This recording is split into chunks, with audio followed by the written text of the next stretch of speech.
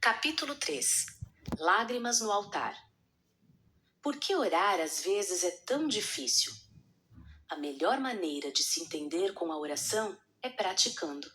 Orar não é uma opção na vida de quem almeja intimidade com Deus. É a única alternativa. Não existe possibilidade de relacionamento com Deus se não investirmos tempo em sua presença, adorando seu nome, reconhecendo sua grandeza, apresentando-lhe nossas necessidades, reconhecendo sua soberania, mostrando arrependimento pelos nossos pecados, sendo perdoados na medida em que os confessamos. Se confessarmos os nossos pecados, Ele é fiel e justo para perdoar os nossos pecados e nos purificar de toda injustiça. 1 João, capítulo 1, versículo 9. A oração não deve ser apenas um subterfúgio na hora do desespero, mas um hábito diário e corriqueiro. Não há crescimento espiritual sem oração habitual. Não há poder liberado sem um coração quebrantado. Não há cadeias quebradas sem lágrimas derramadas. Não há vitória ministerial sem persistência no nosso devocional secreto. Não podemos ostentar publicamente aquilo que não somos secretamente. Só seremos poderosos diante do mundo das trevas se formos dependentes de Deus dentro das quatro paredes do nosso quarto. Orar não é uma árdua tarefa deixada por Jesus como um castigo para os crentes. Tampouco é um conjunto de rezas para serem decoradas como um mantra quando cometemos deslizes ou estamos com medo. Orar é um privilégio, uma dádiva do próprio Deus ao homem. Que outro Deus pode se relacionar com os seus filhos como faz o nosso Senhor através da pessoa do Espírito Santo? Que outro Deus morreu e ao terceiro dia ressuscitou e está ao lado direito de Deus intercedendo por nós? Que outro Deus morreu e ao terceiro dia ressuscitou e está ao lado direito de Deus intercedendo por nós? Quem os condenará? Foi Cristo Jesus que morreu, e mais, que ressuscitou e está à direita de Deus e também intercede por nós. Romanos, capítulo 8, versículo 34.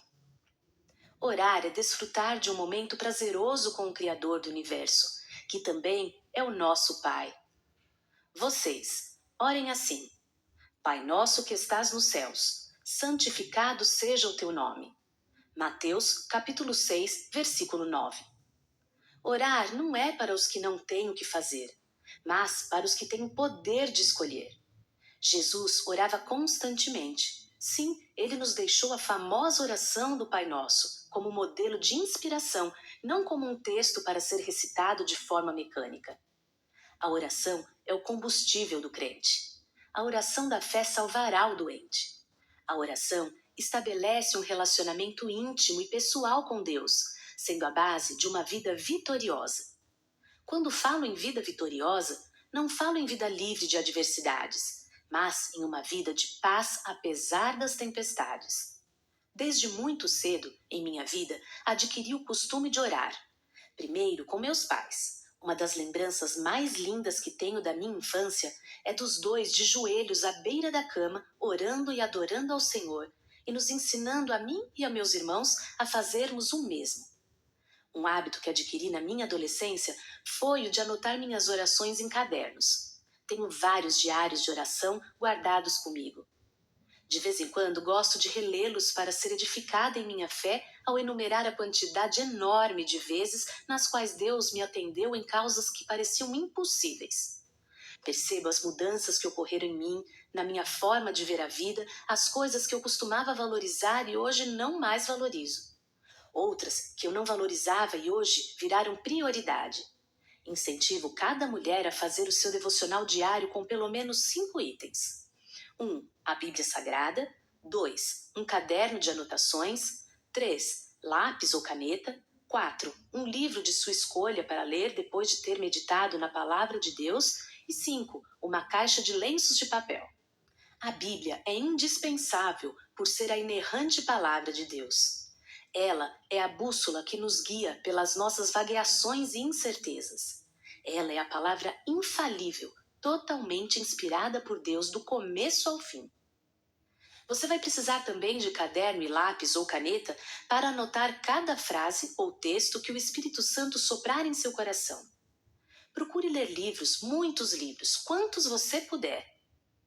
Há livros que a gente gosta de ler, outros que a gente precisa vencer. Tenha isso em mente. Só abandone um livro se ele abandonar você primeiro. Quando é que um livro nos abandona? Quando percebemos que ele não edifica, não instrui, nem acrescenta nada a nosso tesouro intelectual ou emocional. Se um livro só serve para sugar você, troque por outro. Afinal, o único livro que precisa permanecer ao nosso lado até que a morte nos separe, assim como nosso marido, é a Bíblia Sagrada. Escolha autores de confiança, comprometidos com a verdade da palavra de Deus, que não distorçam a palavra com heresias ou baboseiras. Procure autores que inspirem. A fé vem pelo ouvir, e o ouvir pela palavra de Deus, mas a incredulidade também chega através do que lemos ou absorvemos no nosso dia a dia. Uma literatura ruim e equivocada em sua visão da vida pode desconstruir um conceito verdadeiro, substituindo-o por um modo de pensar nocivo e mentiroso. Temos muito lixo literário sendo vendido, às vezes até por preços elevados, e, pasmem, as pessoas pagam. Pessoas até bem intencionadas. Depois de uma boa leitura devocional da Palavra de Deus e de um bom livro com direito a diário de anotações e orações registradas como um memorial diante de Deus, prepare-se para se derramar em sua presença. Chegou o melhor da festa, o momento de oração. Vale adorar, sorrir, enaltecer ao Senhor, contar seus segredos e celebrar. Também vale pedir perdão, abrir o coração, quebrantar-se, render-se completamente. Vale até mesmo chorar. Precisamos de mais lágrimas e menos listas em nossas orações. Precisamos de mais quebrantamento e menos questionamento, mais dependência e menos arrogância. Registra tu mesmo o meu lamento. Recolhe as minhas lágrimas em teu odre. Acaso não estão anotadas em teu livro? Salmos, capítulo 56, versículo 8. Você pode ter um caderno com o registro de suas orações, mas já parou para pensar que Deus também tem um livro de registros das nossas lágrimas, assim como um recipiente no qual elas são depositadas? Isso me diz que nenhuma de minhas lágrimas pode ser desperdiçada. Não há história vivida por mim, seja boa ou ruim, que Deus não tenha registrado em seu livro. Posso não saber as razões ou os motivos das minhas lágrimas, mas Deus sabe. Ele tem tudo muito bem catalogado. Lágrimas rolam enquanto Deus trabalha em nós. Lágrimas rolam enquanto ouvimos sua voz. Lágrimas limpam as impurezas do coração e purificam, trazendo do Senhor o perdão. Ele jamais desprezará um contrito coração, que se quebranta e se rende em oração. O choro pode até durar a noite inteira, mas amanhã de manhã a alegria vai chegar. Eu tenho certeza, ele enxugará do meu olhar toda a lágrima. Cada vez que eu choro, eu vou semeando vitória. Ele enxugará do meu olhar toda a lágrima. Eu vou semear chorando, mas vou retornar cantando, pois eu creio em um Deus que pode enxugar cada lágrima do meu olhar. Enche-la enquanto Deus trabalha. O primeiro livro do profeta Samuel conta a história de Ana, mulher preferida de Eucana. Ele tinha duas mulheres, Ana e Penina. Penina podia ter filhos, mas Ana era estéril. Ana era uma mulher realizada por ser amada por seu marido, mas profundamente frustrada por não poder lhe dar filhos. Para completar, Penina, a outra mulher de Eucana, que não era a preferida, aproveitava para fazer aquela famosa brincadeira que usamos quando queremos gerar inveja em alguém. Eu tenho, você não tem. Penina era do tipo provocador insistente, debochada, e Ana entrava no jogo dela. Ana vivia amargurada, não se alimentava direito e só chorava. Um quadro nítido de depressão, uma incapacidade visível de superação. Imagino que Ana já estava em um nível de dor tão alto que ela preferiria não mais viver, só para não precisar encarar a própria realidade. Uma mulher estéril naquele tempo estava fadada a ser uma viúva solitária e desprotegida. uma mulher estéril nos tempos de Ana, levantava suspeita de que Deus a estava punindo por algo muito grave. Enquanto uma mulher casada não engravidasse, ela se tornava motivo de opróbrio e vergonha pública. Eucana chegava a ofertar a Deus uma porção dupla em favor de Ana, pelo tanto que a amava. Mas apenas o amor do seu marido não preenchia o vazio do seu coração. Ela precisava de mais. Ela queria muito mais. Ela ansiava por um milagre. Até que um dia, com a alma amargurada e angustiada, Ana chorou muito e orou ao Senhor. Nossas lágrimas geram algo no mundo espiritual. Se a fala é uma expressão do que há em nossa mente, o choro é uma expressão do que há em nosso espírito. Aquela parte invisível que veio de Deus e voltará para Ele. A parte inexprimível do nosso ser que só Deus consegue compreender e decifrar. A parte que se comunica com o eterno e o sobrenatural. Da mesma forma, o Espírito nos ajuda em nossa fraqueza, pois não sabemos como orar, mas o próprio Espírito intercede por nós com gemidos inexprimíveis. E aquele que sonda os corações conhece a intenção do Espírito, porque o Espírito intercede pelos santos de acordo com a vontade de Deus. Romanos, capítulo 8, versículos 26 e 27. Ana fez ali uma oração longa ao Senhor. Ela orava em espírito. Não emitia som, só movia seus lábios e chorava. Ana chorava tanto que Eli, o sacerdote, pensou que ela estivesse bêbada. Existem bêbados que fazem palhaçada, outros que dormem e outros que choram. Você já viu alguém embriagado a esse ponto? Eu já tive o desprazer de ver. Ele se dirigiu a Ana e disse: Até quando você continuará embriagada? Abandone esse vinho. Pare de beber, mulher. Ana respondeu: Não se trata disso, meu senhor. Sou uma mulher muito angustiada. Não bebi vinho nem bebida fermentada. Eu estava derramando minha alma diante do Senhor. 1 Samuel, capítulo 1, versículos 14 e 15. E acrescentou: Não julgues tua serva uma mulher vadia. Estou orando aqui até agora por causa de minha grande angústia e tristeza. 1 Samuel, capítulo 1, versículo 16. Lágrimas são geradas em tempo de angústia e tristeza. Porém, infelizmente, nem todos ao nosso redor têm a capacidade de interpretá-las de maneira justa e adequada. Não espere que todos compreendam suas lágrimas, a menos que tenham vivido a sua dor. Não espere que todos chorem com você, a menos que tenham compaixão, mas isso não é uma qualidade presente em todo ser humano. Você já tem suas lágrimas, então deixe que elas lhe façam companhia nos momentos necessários. Saiba, porém, onde depositá-las. Se Deus não as desperdiça, por que você o fará? Ano após ano, Ana chorava em vão. Triste, vazia em seu ventre, complexada, afrontada pela rival, humilhada, frustrada e angustiada.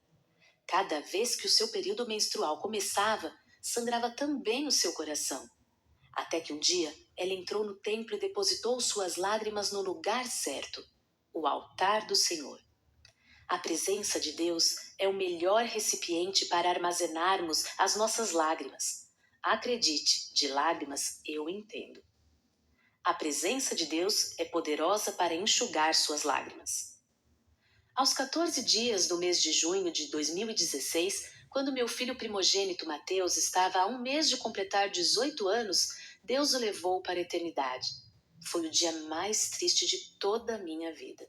Não posso explicar o vazio de uma mãe que enterra seu filho. É uma dor que dilacera a alma. Vontade de trocar de lugar com ele só para não viver o drama daquela brusca separação.